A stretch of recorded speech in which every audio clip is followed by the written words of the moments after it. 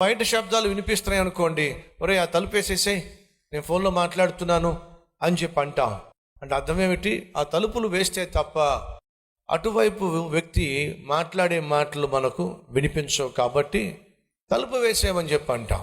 సహోదరి సహోదరులు, ఏకాంతంగా ఒంటరిగా నీవు కలిగిన ఒక గదిలోనే మోకరించి ప్రార్థన చేస్తే నీకు విషయం చెప్తాను విను. ప్రపంచాన్ని పరిపాలించే రారాజు నీ గదిలోనికే దిగి వస్తాడు.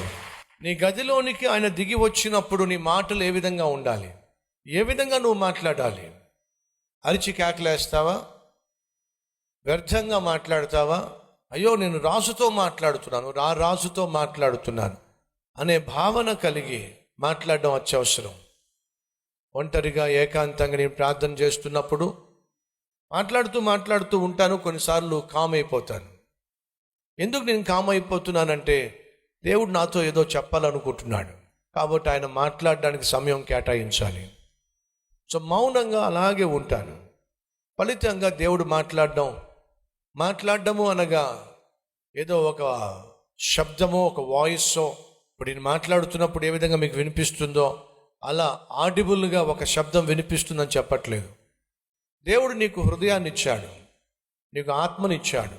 నీ ఆత్మలో దేవుడు మాట్లాడడం నువ్వు గుర్తించగలుగుతావు.